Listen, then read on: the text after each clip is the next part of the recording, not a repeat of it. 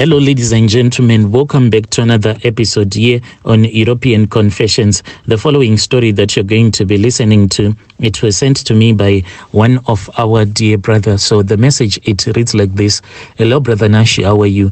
Can you please post my own story as hidden identity? So my brother, I am here in UK and I used to stay in South Africa. And when I was in South Africa, there was this other very powerful white garment prophetess who used to assist me. She was the one who knew like everything that I had done when I was still back there in South Africa. And the blood of that man that I used some charms on, his spirit is now following me. So she has since advised me, and she has told me that she cannot assist me on the phone. I need to return back home. But the problem is that I am still trying to budget some money so that I can bring my wife to the UK, because I came here as a caregiver. So there is a particular amount of money that is needed so that I can prove to the embassy that I will be able to take care of my wife if it happens that she comes here to the UK. So I am still trying to work it out.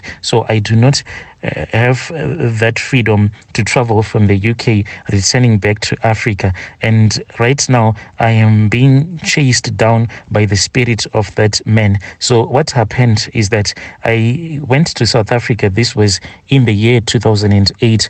I first started working for this other man in Musina. He was a man from Pakistan. So I used to work for him at his shop. That man, he was just robbing me because he was only giving me 20 rand a month. And at that time, I was so desperate. But I saw that it was far much better for me to go to Johannesburg. Like, that is where I wanted to be. But along the way, I then stopped in a place that is called Liwahom. There was this other man that I had met on the taxi when we had been traveling from Musina. So this man, when we were dropped in Polokwane, then he told me that he was on his way going to his place, which was in Liwahom. This man, he told me that he owned a very small construction company, and if I wanted, I could go and work for him like as his assistant. So I agreed. Me and him, we then went and we started staying in a village there in Liwahom. It then happened that there was a time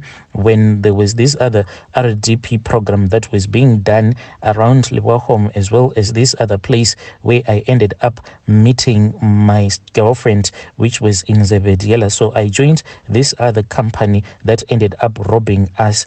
So whilst I was working for that company, we were then taken to Zebediela, where we started building the RDP houses.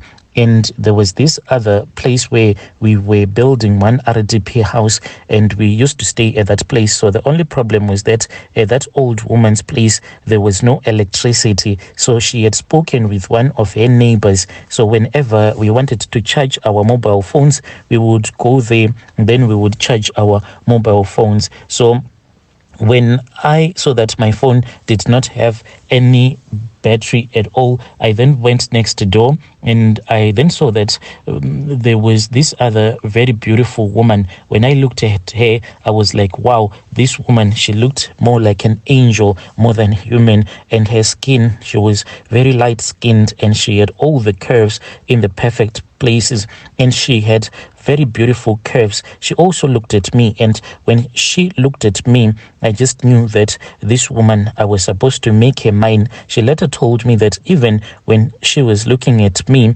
she was also thinking about a lot of dirty stuff in her mind.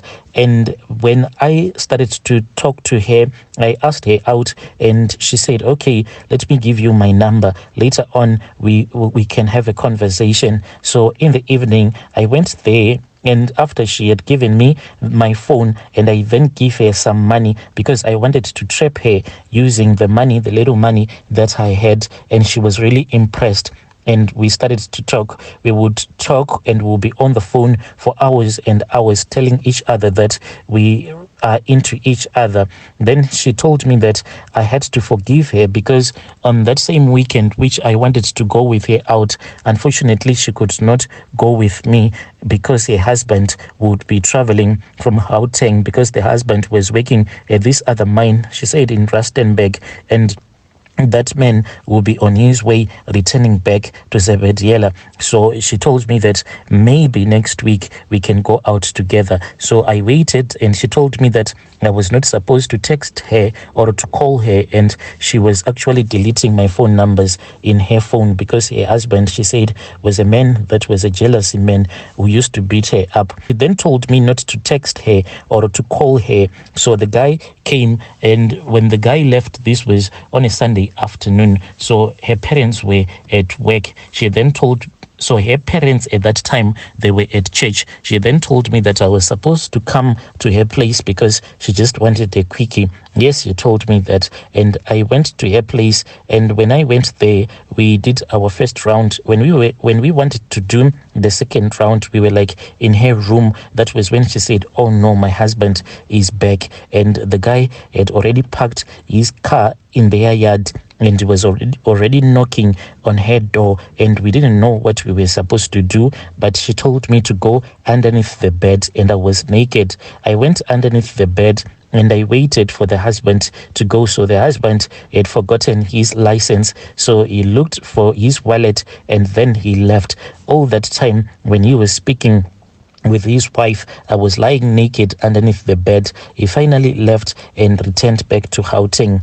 Me and this woman, we were like madly in love with each other. And because of all the abuse that she was facing from the husband, this made her to love me even more, because she was saying that I am tired of all the STIs that this man keeps on giving me. Whenever he returns back home, I always get an STI. And even that time, after a couple of days, I felt so much itchiness on my private parts. When I went to urinate, like the urine, it came out really hot, like I was urinating boiling water, and I knew that this was drop. So I spoke with this other old man who knew a lot of herbs. Like here in South Africa, maybe most of the people, they don't know there is this other type of a flower, just that I don't know the name of that flower. Like it only comes out during the raining season.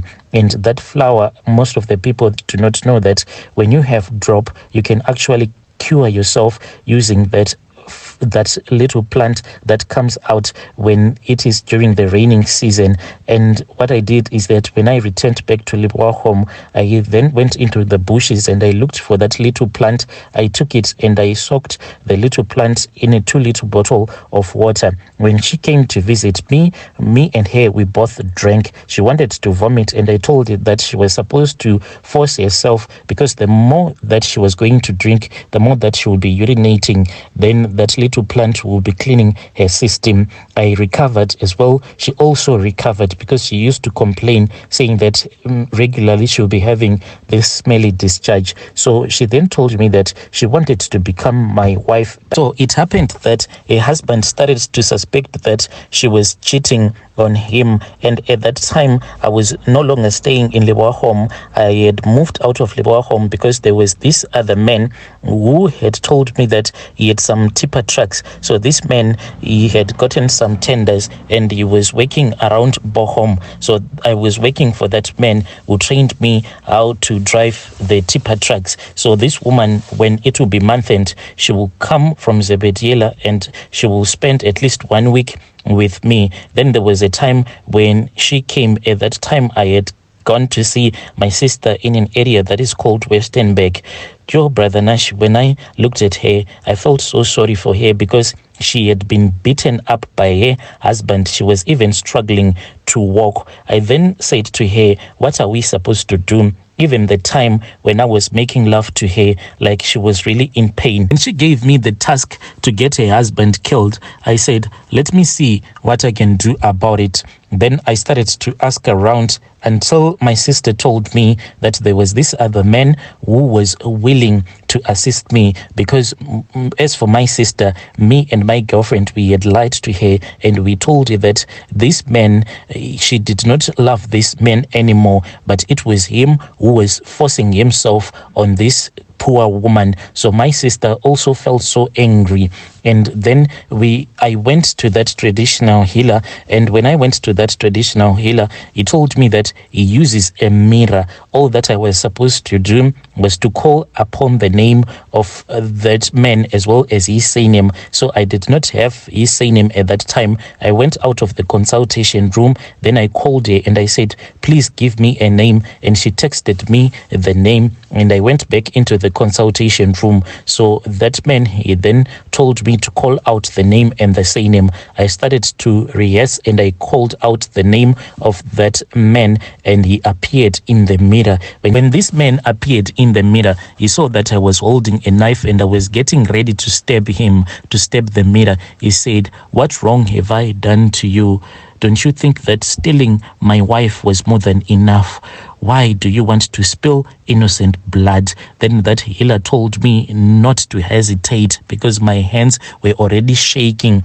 I then stabbed the mirror. I stabbed the mirror about 5 times, and what surprised me was that the consultation room, on the floor, there was blood everywhere. This blood was just pouring out of that mirror. So after the consultation, I then returned back to Westernburg where my girlfriend was, because I had thought of renting a room for her. I did not want her to return back to Zebediela. I found her crying, and she was crying a lot. She said that she was supposed to return back home. I said, why? She then showed me her phone, and I saw that her brother had sent some messages to her and some pictures and a video. It was just a small clip. It was a video that had been taken by some people who had witnessed the crime. So this man, he died. This was after some boys had tried to snatch his phone. So he tried to fight with those boys, but they overpowered him. One of the boys attacked him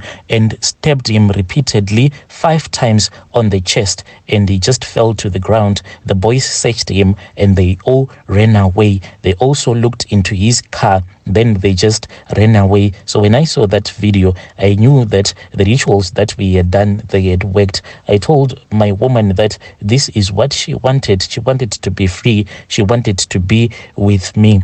And she said she was going to try to be strong, but she said that it was going to be very hard being at a funeral of her husband, knowing very well that it was me and her who had killed her husband. She went and she mourned over her husband. She then returned back to Westernburg. So what I'll do is that I would go to Bochum to work. Then month end I would come, and if I was too busy, she would come and visit me. The time that me and her got separated, like I don't know if it was her way of trying to cope, or maybe she was also being affected by the spirit of her late husband, because I still remember that there was this other particular month end that I returned back to Westernburg, and I found her. She was too drunk, way too drunk, and this was unlike her because she was someone who used to love to go to church, used to go to this South African Apostolic Church, and in that church they wear some blue uniforms, and she used to go to that church. But when I came back, I found her drunk. She was too drunk, and things got so worse. Like each and every day it was worse, until I found out that she was taking drugs. The moment that I saw that she was taking drugs, I then started like just breaking up with her slowly, until she returned back to her parents' house in Zebediela, and I never heard from her again. It was only after a couple of years, when I had forgotten, when I had gotten married again, that was when I saw the spirit of that man. I remember very well at that time I was working at this other cash and carry. So when I was returning back from work, it was really late. I then saw that in front of me there was a man that was walking in front of me. Then this man, he just made a U-turn. Then he came after me, and I could not even run because I panicked. And I said, this man, I think that he is a thief. He wants to rob me. He came to where I was, and he said, why did you kill me? Why did you choose to spill innocent blood? Was it not enough when you took my wife away from me? When you stole my wife, was it not enough for you? After I had seen this spirit, I then started to communicate again with that prophet who helped me when I was still staying in South Africa. When I went to the place where he was sitting in his wheelchair, this man, he turned around, and to my surprise, I did not see an old white man, but I saw that same South African man whom I got killed.